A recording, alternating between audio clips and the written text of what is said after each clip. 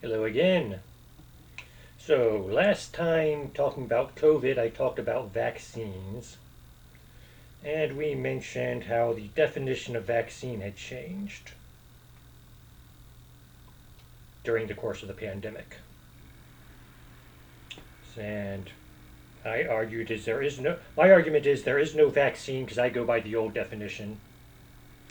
Now, words change over time. Meanings of words change over time. That's natural. Um, Sometime late 50s to early 70s, bad came to mean good. That's bad, man. It's a good thing to be bad, supposedly.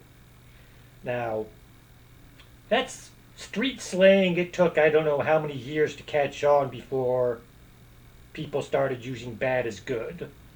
As opposed to a medical term, medical professionals were quick to jump onto let's take a word which means almost synonymous with cure and apply it to something which is just barely a treatment. You know, you wonder why I'm a little paranoid about this sort of thing. It's because that shouldn't happen naturally. So anyway, that's enough with vaccines, though. But I want to look at some other words which just cropped up during the pandemic. Now, let's approach this on a tangent here.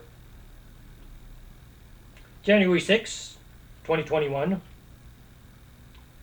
Donald Trump gave a speech at a rally, and people were going to protest the election. And he said, in a few minutes, you're going to march down the street and you're going to tell them what you think, or something like that. Don't know the exact words. I do know he used the word march. I know this because his critics were quick to jump in and say, he said march. March is a military word. Therefore, he was trying to get the people to riot. And for a long time, that was the proof that Trump was behind the January 6th incursion, was he used the word march. Now, Martin Luther King used the word march for his protests. In fact, a lot of anti-war protests were marches. So the word march itself is not necessarily a military thing because it's been used to protest military actions. Speaking of which, the incursion itself is a military term. About a year before that, there was an increase in immigrants down along the border, and people were referring to it as a surge. And people came out, you shouldn't call it a surge. Surge is a military term. You're trying to make it sound like an invasion. No, surge just means an increase. Why do I bring these up? I bring these up because early on in the pandemic, people were asked to shelter in place. Shelter in place, and it's the same people who say march is a military word, surge is a military word, were saying shelter in place. Shelter in place originally came from school shootings, basically. You hear an announcement, there's someone in the school with a gun. Stay in your classroom, barricade the door if possible. Shelter in place. Natural disaster, earthquake, tornado.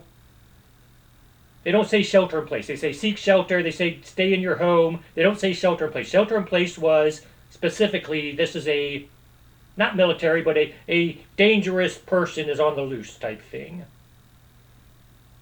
And they started using it for the pandemic. Shelter in place. Now, I've said in the past that some people were using the pandemic to fearmonger to get their way. Shelter in place was fearmongering, in my opinion.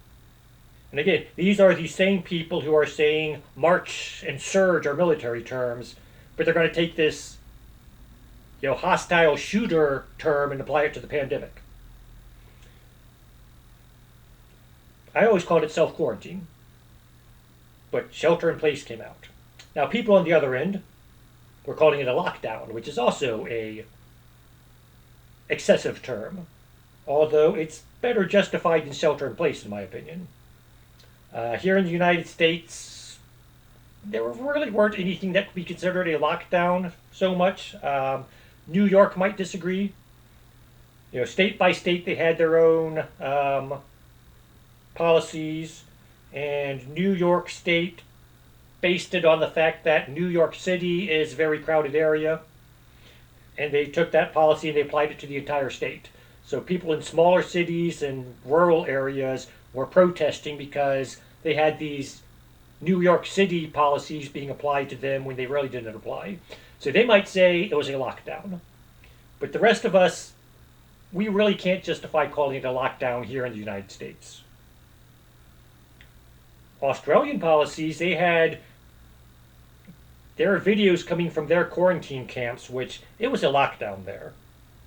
Interestingly enough, the only member of parliament who spent any time in one of those camps was the one guy who actually criticized the national policy.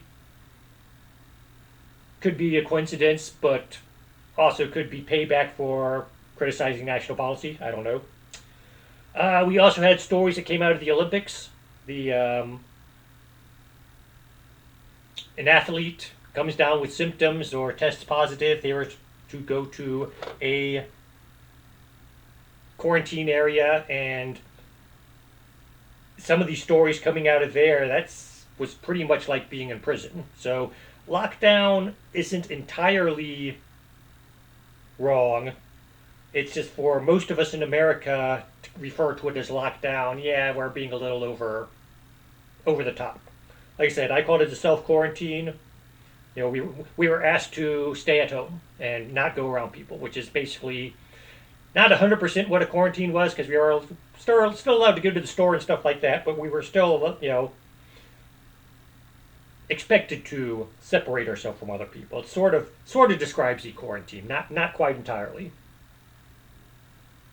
Anyway, now then, you were allowed to leave your quarantine in the early days if you were an essential personnel. And I've mentioned this before, and I'm not going to go into detail again. It was just a matter, in my opinion, this is the sort of thing. Let's go back to conspiracy theory here if you want, but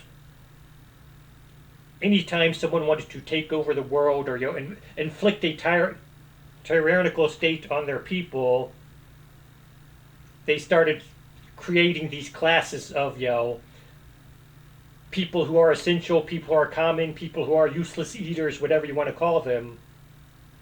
And so when essential personnel first came out, I was a little worried about this term. And like I said, I've gone into that in the past. I'm not going to go into detail there. I'm just going to say this is another term which cropped up. I don't recall ever hearing it before the pandemic. Someone came up with it. Now then, along with lockdowns, quarantines, sheltering in place, whatever you want to call it, we had social distancing. Social distancing was actually the one thing I liked best about the quarantine, about the pandemic. I'm an introvert. I like my space. I don't like people crowding me. I don't like strangers crowding me. So the whole idea that people are going to keep their distance from me, I was happy with. Unfortunately, it didn't work out that way. Go to the store, they got little dots on, there's the checkout line, there's the little dots on the floor. Wait here, 6 feet apart. And so I would stand on the dot 6 feet apart, behind the person ahead of me. And I'd hear someone having a conversation directly behind me. And I turn around, and they are not standing on the dot, they are standing directly behind me. And usually it's someone complaining about, these people who don't want to wear masks, these people don't. You're complaining about people not following policies, but you're not social distancing, idiot. Yeah. Again, social distancing now, not too long ago, in an interview, Anthony Fauci came out and admitted that social distancing was he didn't say a made-up thing. He said there was no data to support 6 feet, basically. I mean, the concept, we have a respiratory problem, spread by air, spread, by breathing. Keep your distance from people, makes a little sense. The 6 feet, they just made up. Fauci openly admitted there is no data to support 6 feet. Um, Again, if you're going to ask people to separate themselves, you have to ask them to do it some distance. But why 6 feet? Now, interesting thing about this is, so you get their 6 foot bubble of potentially contaminated air surrounding your head. And people believe that this followed you around for some reason. Go out for a walk because still want your exercise. Come to pass someone, they do this big 6 foot circle to get around you. Yeah. Let's not consider the fact that as we pass each other, we're only going to be within each other's circles for maybe 2 or 3 seconds. Very slim chance of catching each other's germs, but still, they want to do this big 6 foot circle around you, and then they go back and they're in your trail of air that you exhaled 2 or 3 seconds ago. Because people believe this magic bubble just followed you around. No, you didn't leave. When you walked, you left a trail of COVID. You didn't have this bubble that just followed you. But like masking, like other things I've discussed, the powers that be, when they asked us to do this, they didn't explain any of this to us. This was just sort of a, here's something you can do to feel good about yourself. It doesn't really do any good if you're going to ignore the fact that the COVID isn't following me. It's back behind where I was standing 2 seconds ago. But so much for that. Anyway, along with social distancing, so Halloween comes around. How are kids going to celebrate Halloween? Because, we want the kids to celebrate Halloween. Now, people did all sorts of creative things, let's get some length of pipe and I can slide the candy down to the children on the sidewalk and stuff like that. Because, we don't want to close down Halloween because of social distancing or because of any of these mandates. So people came up with all sorts of creative things. This didn't stop kids from walking up to people's houses. It didn't stop kids from walking around in groups. It didn't stop kids from breaking the whole social distance thing. Now, why am I picking on Halloween? Because a month later, everyone who was saying, oh, we have to save Halloween for the kids, was also saying, don't gather for Thanksgiving. You'll contaminate everyone. Month after that, don't gather for Christmas. You'll contaminate everyone. We had the whole war on Christmas thing a decade ago. The pandemic was used again for the same thing. You can run around in a group on Halloween and do what you want and eat your candy, but don't get together with friends and family who you're pretty sure don't have the COVID because they've been tested or whatever.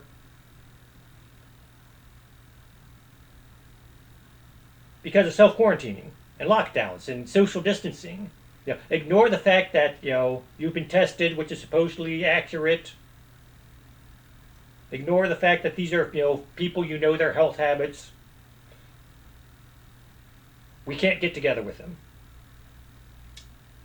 Now, the concept natural immunity. Natural immunity was sort of misused, I believe.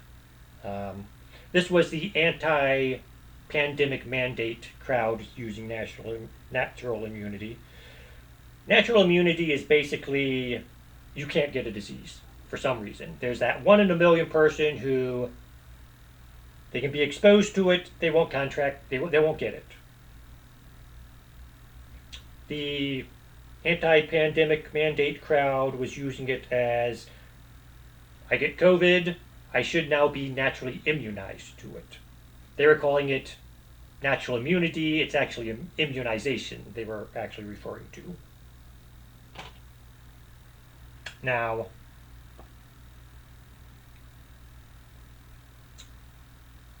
people mentioned, I had COVID, it wasn't so bad. Because these same people who are talking natural immunity, they're saying everyone's going to get it once, and then from then on out, it's basically going to be like the flu. We're never going to get rid of it entirely, which we haven't yet. We're going to have a season of the year where it's more likely to come. But we're never going to... eventually we're going to realize it's not as terrible a disease as everyone thinks. Oh, that's horrible. People are going to die because you're spreading this blah, blah, blah, blah, blah. That said, other people said, I had COVID, I had all the symptoms, and it wasn't that bad. It was like a case of the flu. Well, you probably just had the flu. It's probably just the flu. Just the flu was a term which entered into our language. Now you will notice 2020, just about every year they have flu statistics.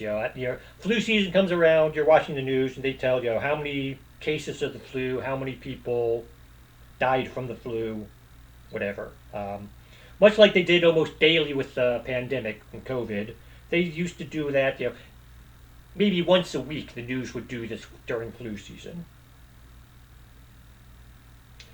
People died from the flu. If you were to, just the flu, people would be mad at you. People would get angry. It's not just the flu. I could die from this, blah, blah, blah, blah, blah.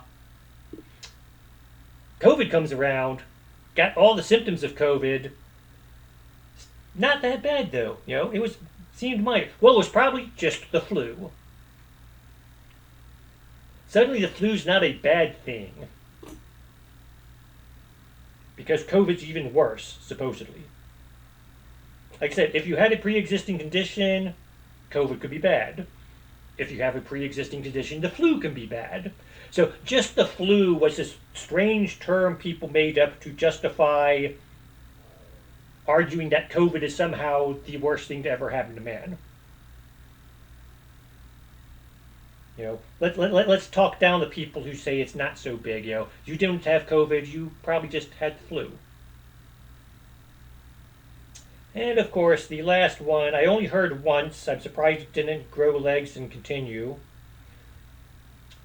Back when states started removing their masking mandates, one of the reporters on CNN, I'm going to continue to wear a mask because I don't trust this. And I hope people don't mask shame me. And I'm sure people are going to mask shame me. And it's almost like this woman was trying to get mask shaming entered into the vocabulary. She used it like 3 times in a 5-minute period, and no one used it since then. I bring this up even though it couldn't come up because mask shaming did occur. It was the people who didn't want to wear a mask who were shamed. Wear a mask when you don't have to. People might look at you for a while. They might stare at you a little, just because you're the wisest person wearing a mask. It's your choice. No one's going to criticize you for it.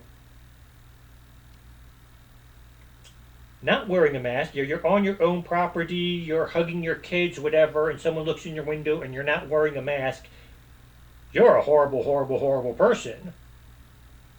So mask shaming, like I said, didn't come into the language like I expected it to when this CNN reporter attempted to bring it into the language. But if it did, it would have more accurately reflected the pandemic promoters, or mandate promoters, let's call them, shaming people who don't want to wear masks, who don't want to follow the policies. Because again, as I've shown before, the policies were poorly designed. I talk about masking. Masking can reduce your chances of catching COVID. Not as much as everyone claims it can, and only if you wear the mask properly. Have a PSA telling the proper way to wear a mask, and then you can start mask shaming people if you really want to. Otherwise, it's a useless policy, and if you're going to criticize someone for wearing a mask, you're the idiot. Anyhow, those are just some of the phrases that came up during COVID. There's probably more I didn't think of. But that's it. Have a nice day. Use words properly, and goodbye.